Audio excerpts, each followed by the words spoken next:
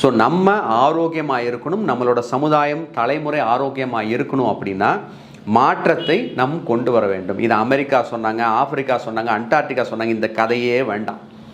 நமக்கு தேவை நம்ம ஆரோக்கியம். நம்ம வீட்டில் ஒரு ப்ராப்ளம், நமக்கு ஹெல்த்துக்கு ஒரு ப்ராப்ளம், நம்ம குடும்பத்தில் இருக்கிற ஒரு ஹெல்த் ப்ராப்ளம் அப்படின்னா எந்த கவர்மெண்ட்டும் வந்து ஹெல்ப் பண்ண போகிறதில்ல. நம்மளாக தான் செலவு பண்ணணும், நம்மளாக தான் பார்த்துக்கணும். ஸோ அதனால் இந்த விஷயத்தை நம்ம மாற்றிக்குவோம்.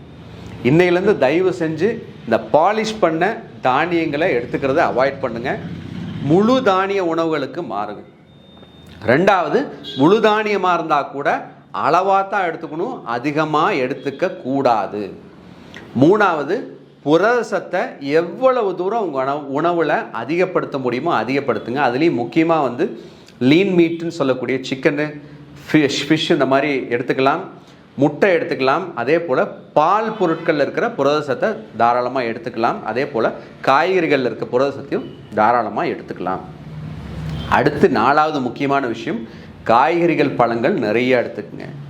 இப்படி ஒரு உணவு முறைக்கு மாறினா தான் அடுத்த தலைமுறையை வியாதிகள்லேருந்து காப்பாற்ற முடியும். வியாதி வந்த இந்த தலைமுறையை வியாதிகள் பெருசாக பாதிப்பை ஏற்படுத்தாமல் காப்பாற்ற முடியும். இந்த உண்மை இன்னைக்கு ஆராய்ச்சி பூர்வமாக உலகத்துக்கே ராஜான்னு சொல்லக்கூடிய ட்ரம்ப் வந்து மாற்றியிருக்காரு அப்படின்னா அதோட முக்கியத்துவத்தை நீங்கள் தெரிஞ்சுங்க. சாதாரணமாக இந்த மாதிரி கவர்மெண்ட்லாம் மாற்ற மாட்டாங்க. இந்த மாதிரி கவர்மெண்ட்டே மாற்றுறாங்க அப்படின்னா மிகப்பெரிய பாதிப்புகள், விளைவுகள் ஏற்பட போவதில்லை, ஏற்பட்டுருச்சுன்னு அர்த்தம். ஸோ நிச்சயமாக நம்ம நாட்டிலையும் இந்த மாற்றங்கள்லாம் வரும். அது வரும்போது வரட்டும். என்ன சொன்னாலும் அவங்க சொல்கிறத நம்ம ஃபாலோ பண்ண போகிறதில்ல. நமக்குன்னு சில விஷயங்களை வச்சுக்குவோம். உணவியல் மாற்றத்தை நம்ம குடும்பத்தில் கொண்டு வருவோம்.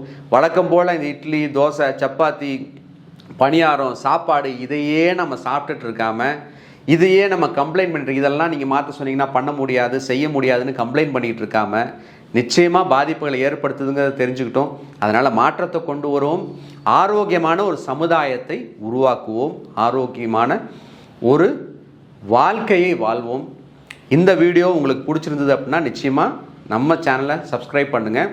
மற்றவங்களுக்கும் இந்த விஷயம் தேவைப்படும் நீங்கள் நினச்சிங்கன்னா, இல்லை யாருக்காவது வந்து நம்ம நல்லது பண்ணணும்னு நினச்சிங்கன்னா நிச்சயமாக இந்த வீடியோவை ஷேர் பண்ணுங்கள்.